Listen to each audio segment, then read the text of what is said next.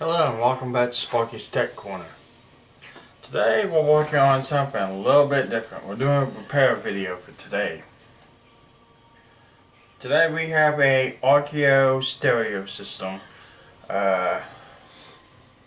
See if I can find a model number on it.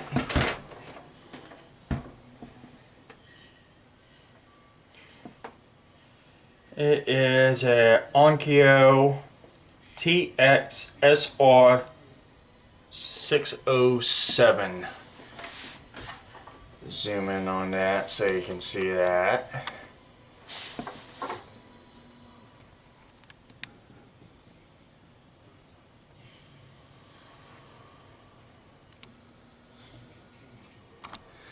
And the issue with this is that the power button's on, lights up, it'll turn on,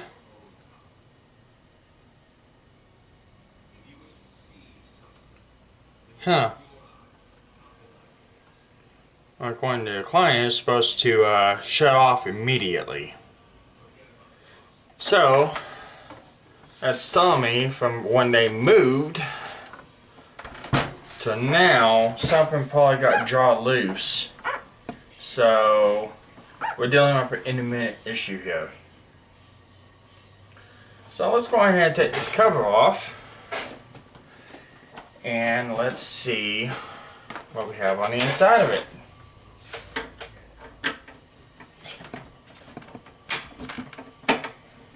Now, I don't have any history of Onkyo. I've never used the products before. I've never had one need support before. But essentially all electronic repair is the same way. You start from your power source and you work your way to the end components. And you test along as you go.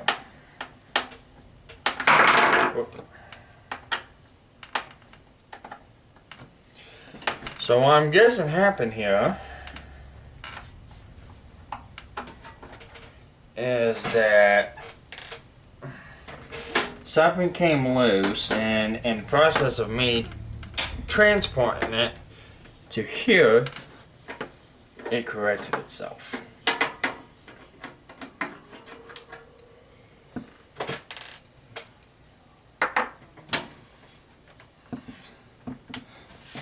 Let's see, how many screws on the back? We do. We have 3.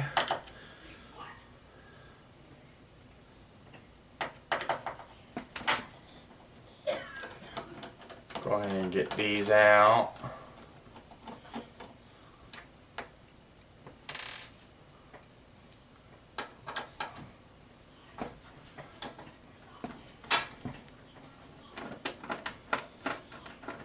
This is quite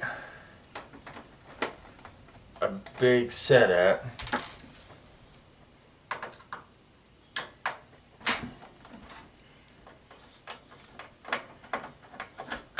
I've actually contemplated about getting me my own stereo system like this.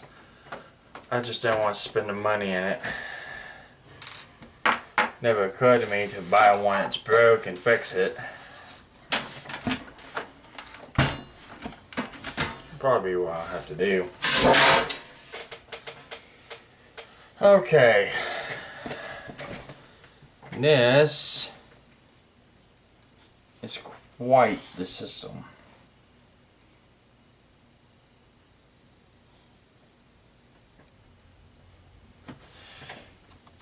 Zoom you in a little bit here. If you look, we have a massive heatsink.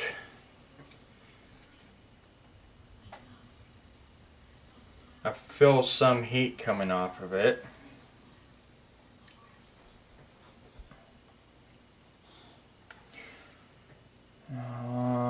Looks like we got some power switch converters.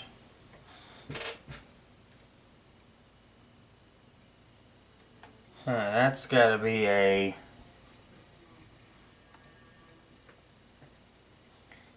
That's gotta be a temperature sensor of some sort.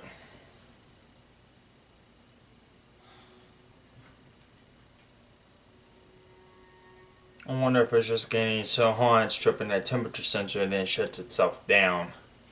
I wonder if that's what's happening. Go ahead, zoom it back out. I'm gonna go ahead and get my thermal camera. I'm gonna take some thermal images as this fan's warming up. I'm also gonna include some thermal images on the screen now so we can see what parts of this unit's generating heat.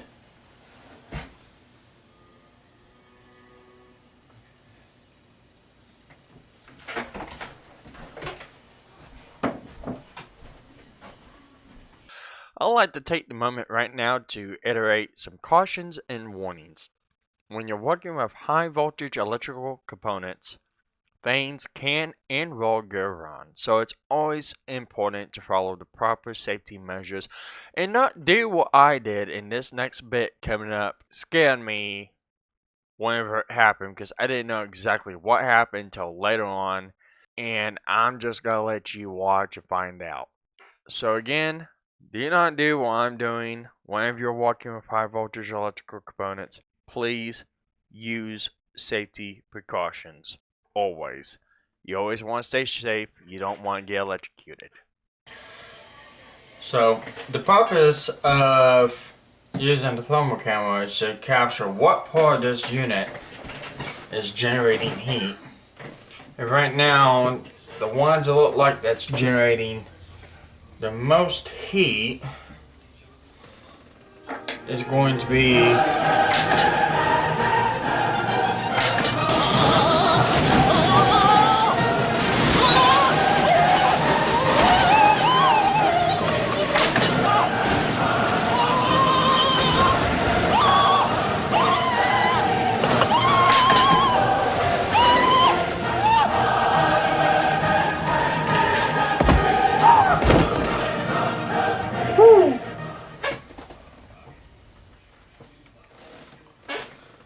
that is supposed to be grounded. I'd like to stop here and say that I actually took a lot of time thinking about what if I wanted to incorporate this little blooper I just made into this video. And I decided I'm going to be open with all you guys. I make mistakes too. It happens.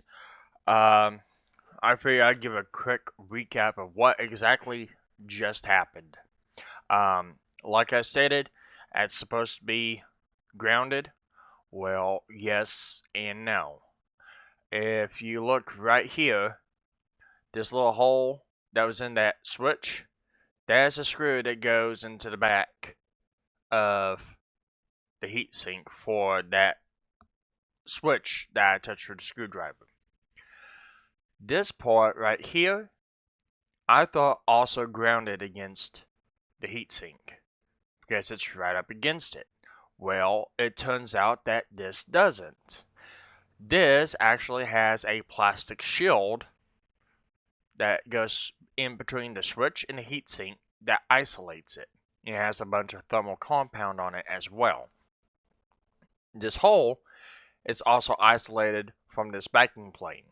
Doing a little bit more looking on the whole deal, this metal pin right here is connected to this metal backplane. This pin has 54 volts DC going to it. And effectively what happened is I ended up touching the ground pin and this backplane with the screwdriver and I arced it over. And I did not realize this.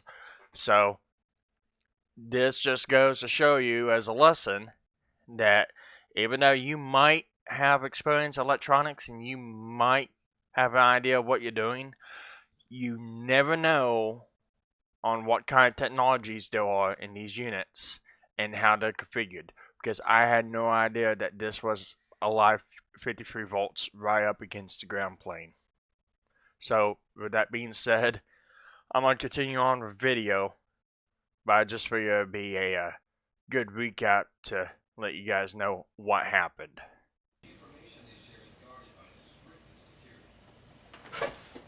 Okay. System reset.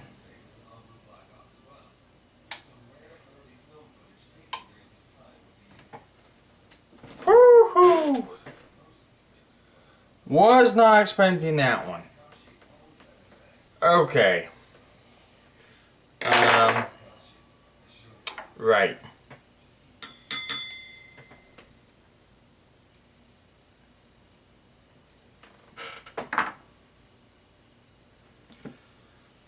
We might have found our issue. Let's take a look at that.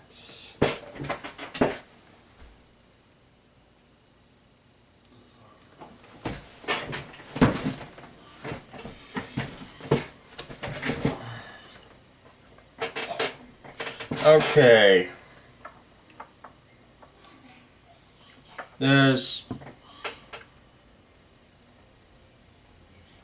Those chips right there should not be having power to this ground plane whatsoever. So we have something majorly wrong with this bottom board. So I'm gonna have to get this bottom board out to actually be able to fully test this. Ooh, that was a wake-up call. Let's go ahead and test some voltages before we do that.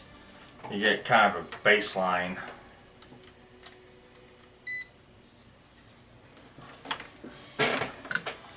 So if I can get this to where you guys can see it. And of course it's going to be impossible to do almost.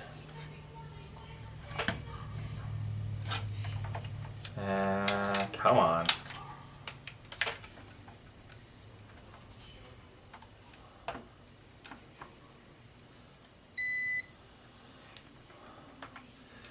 Yeah, I hope you guys can see that. Okay.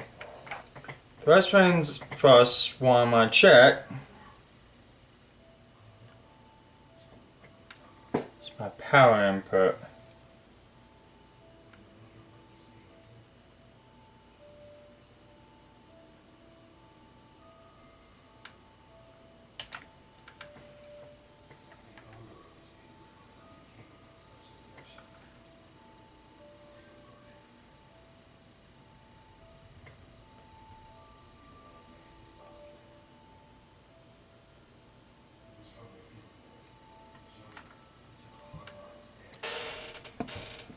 That's weird. I should be getting different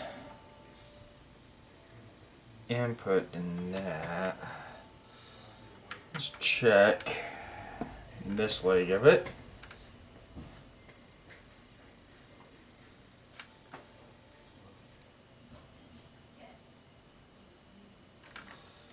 Alright, it's okay. Helps if I have it on the right setting. So, check this to this. We've got 40 volts. Here to here. We got 6.4 volts. And here to here.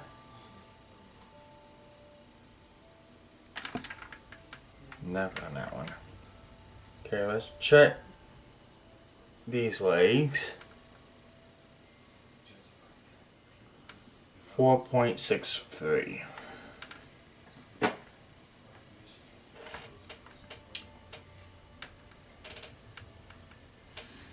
And that shows be running into a board down here. That power wire seems to be running down into there.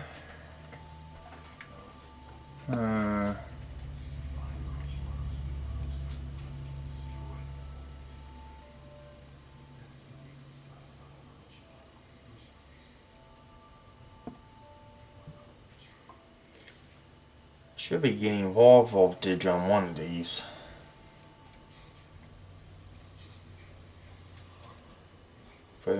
0.38,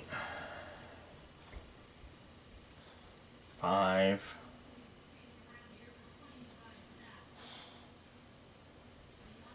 2,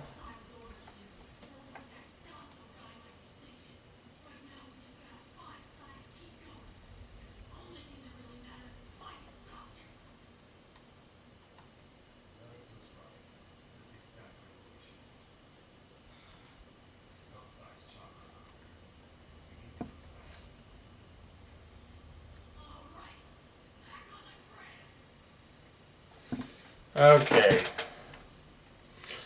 I'm getting some very strange readings.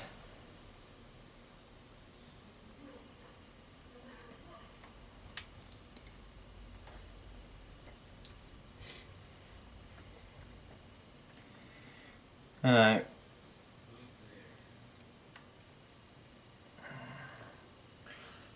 I think right now what I'm going to do is I'm going to disassemble this entire board, take the transformer out, check it. The HDMI board I can leave in, the audio output board I can leave in, this secondary audio output board I can leave in, all the front panel circuitry I can leave in. I just need to get this bottom board out, so I'm going to go ahead and start removing that and go from there.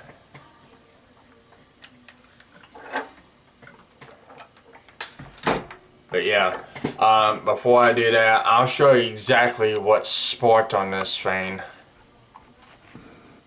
If you look,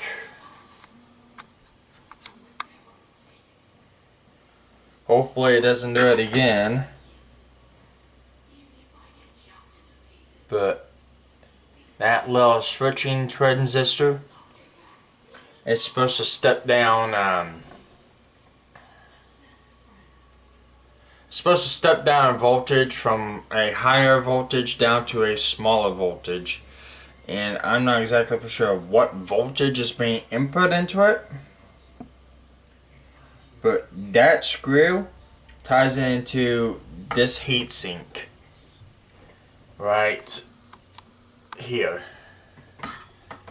and this heatsink is grounded to the case, so I should not be getting current from that right there. So we do have a apparent issue. I have not found it yet, so let's go ahead and dive in and see if we can't find it. First things first, unplug this thing.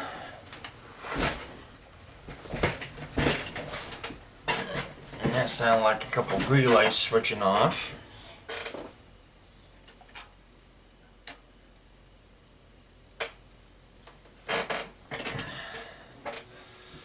This audio board right here, that is getting super hot.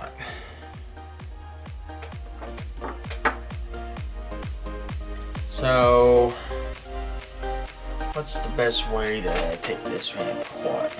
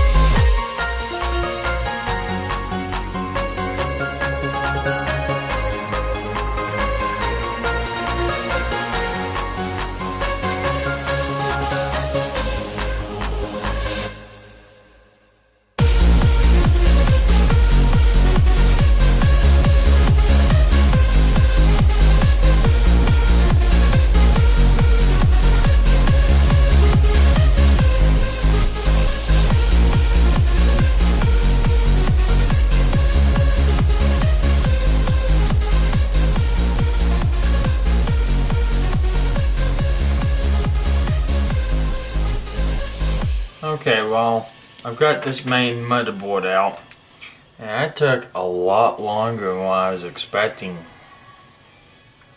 I think this repair is gonna have to be broken down into about